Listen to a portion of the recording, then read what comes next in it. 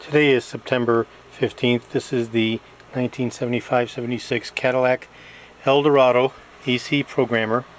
And the unit has been totally rebuilt, one of the vacuum lines replaced, and the primary DAC board swapped out as it had shorted.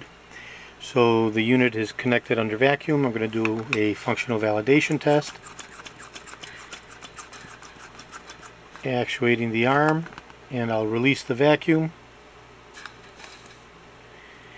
and the system is totally functioning and calibrated, and this unit will be shipping out to Carrie in the next couple days along with his 1975 Cadillac power antenna that's been modified with a dual polarity up and down.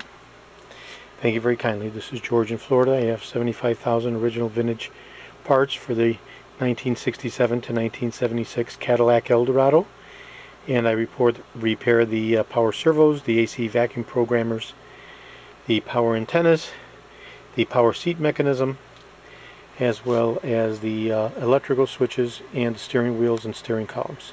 Thank you very kindly.